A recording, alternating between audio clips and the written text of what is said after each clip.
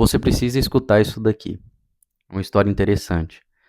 Hoje eu estava trabalhando e por volta das 9h30, 9h40, o meu patrão chamou para a gente fazer uma oração. Ele é evangélico e, e ele gosta bastante de ler a Bíblia e de fazer algumas orações ali e meditações.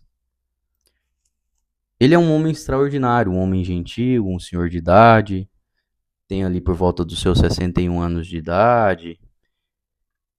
E para não desintegrar a imagem dele, eu não vou citar o nome dele aqui.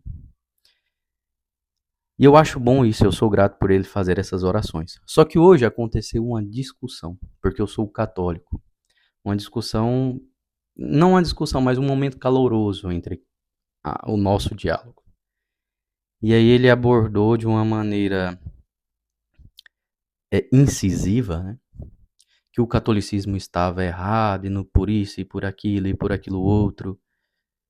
E ele não tinha ferramentas para argumentar, ele só, na opinião dele, né, ele quis expressar aquilo. Beleza, até aí tudo bem. Meu coração já começou a acelerar, porque eu sou católico e eu sou católico de verdade, né? Católico apostólico romano.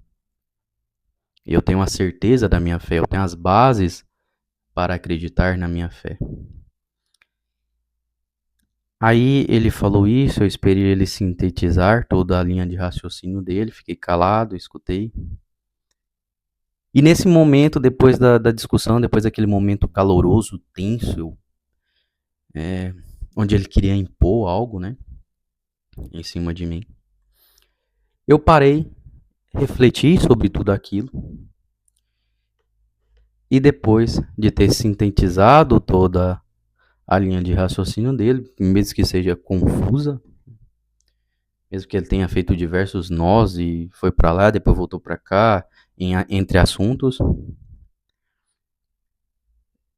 eu lembrei de algo que é desse grande clássico aqui, ó, de Shakespeare, da obra de Júlio César. Isso aqui é muito profundo, que é o discurso de Marco Antônio contra Brutus e contra todos aqueles que ceifaram, que apunhalaram Júlio César.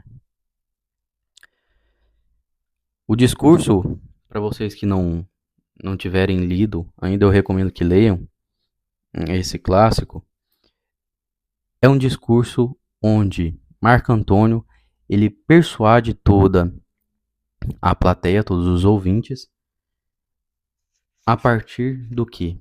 Dos princípios abordados nesse livro aqui, ó, Como Fazer Amigos e Influenciar Pessoas. Ele começa já elogiando todas as pessoas que mataram Júlio César, que mataram a honra de Júlio César, né? E Júlio César era um homem bom, um homem justo, e é apunhalado pelas costas. E o que isso tem a ver com a minha discussão, não, é com o diálogo que aconteceu hoje entre mim e o patrão.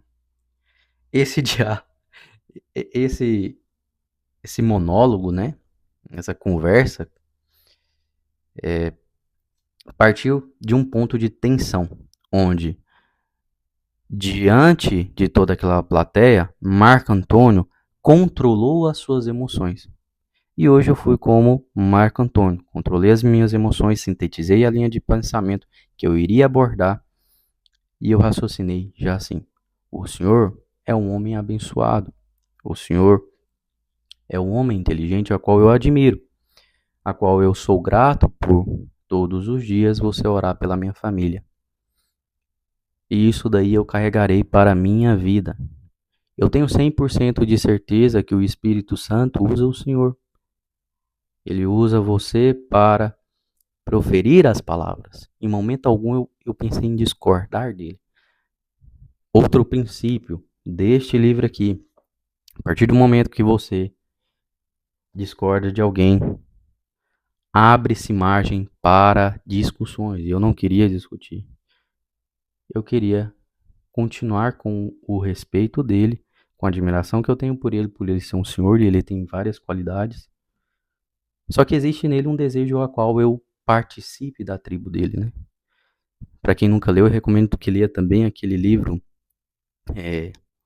Nós Precisamos que Vocês Nos Liderem, que é um livro que fala sobre esse desejo de tribo, né? O meu patrão quer que eu pertença à tribo dele, porque ele teve uma experiência muito gostosa com o Cristo, né, evangélico, e ele quer compartilhar aquilo, ele gosta de mim.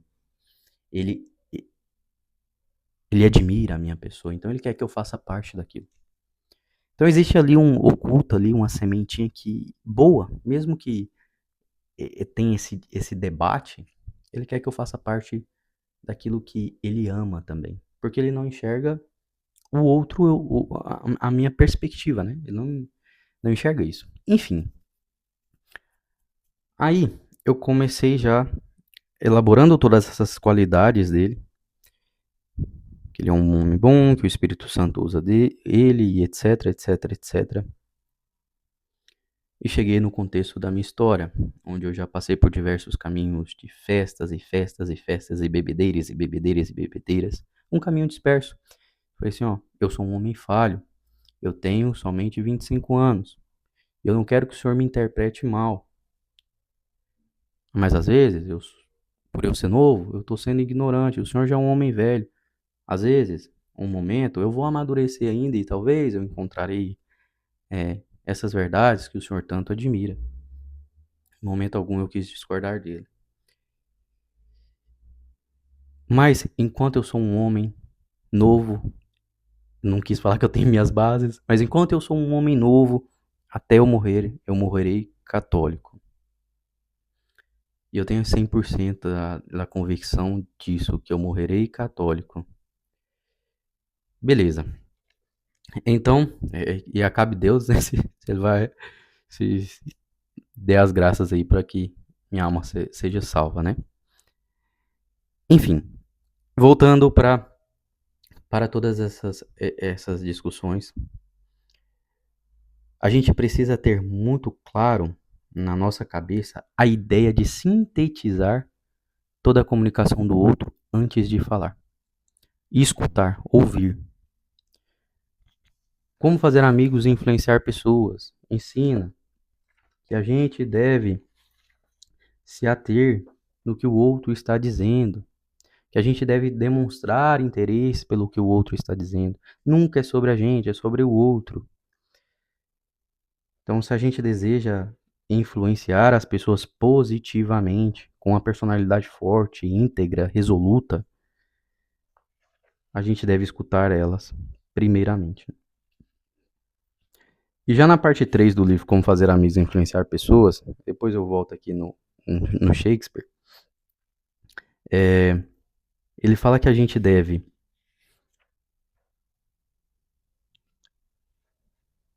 não se pode, primeiramente, Galileu tem uma frase, não se pode ensinar alguma coisa a um homem apenas ajudá-lo a encontrá-la dentro de si mesmo. Hoje eu ajudei ele a encontrar dentro de si mesmo que um homem que é mais novo que ele pode ser humilde e mesmo assim ensinar algo. Eu tenho certeza que eu plantei essa semente nele. Tenho certeza que eu plantei essa semente que eu acho que ele esperava uma resposta mais ignorante da minha parte. Porque ele já tentou isso outras vezes. Então fica ali dando aquelas cutucadas, né? Até ele ver que eu sou um homem maduro, que eu sou um pai de família e tudo mais, eu acho que ele não vai desistir. Então ele precisa ver em mim que eu tenho algumas bases, que eu tenho algum nível de controle emocional, isso, aquilo, outro. Porque as pessoas velhas, elas olham para as pessoas novas e falam assim, essa pessoa aí tem muito que viver ainda, não sabe nada da vida, etc, etc, etc e tal, né? Mas eu estou constantemente numa reflexão. A prática do diário, ela me ajuda nisso. A prática do diário ajuda a gente a compreender muito mais sobre nós mesmos. E um tempo atrás eu fiz essa meditação no diário, né? Qual o objetivo do patrão fazendo essas orações por mim? Tentar me converter, sendo que eu já sou convertido. Então foi uma dessas meditações que eu fiz há um tempo atrás, da reflexão das ações de terceiros e como eu vou reagir a elas, né? Então eu tenho total gratidão a ele por isso também. Então a gente não pode ensinar nada a ninguém a não ser que aquela pessoa queira, que ela queira encontrar dentro de si mesma. Agora, se eu fosse, em outra perspectiva, um homem sem religião, cara, isso não entraria no meu coração de jeito nenhum. Ele tentando impor algo em mim, não entraria. Quantas pessoas que fazem isso e é má sucedida a ação, né? Então tem que ser por vontade própria mesmo e Deus agindo através da graça, né? Da misericórdia. Enfim,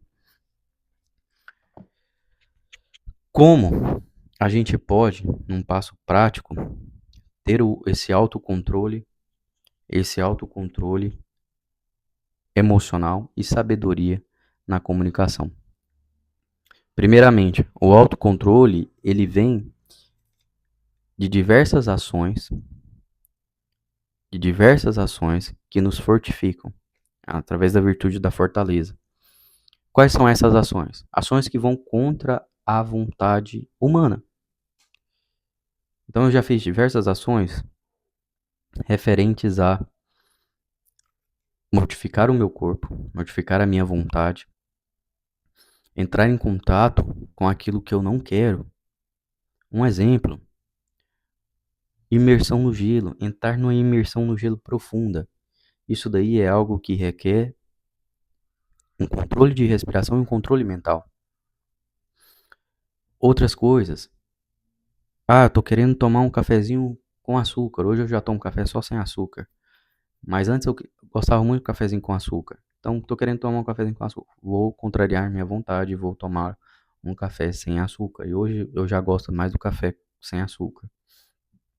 Outra questão, tô com vontade de comer isso, aquilo outro, sanduíche, pizza, etc. Não vou comer, vou comer arroz, carne, feijão, coisas que me nutrem, que são boas para o meu corpo. Já tô cansado, tô com vontade de mexer no celular e ficar vendo rios, rios, rios, rios, rios.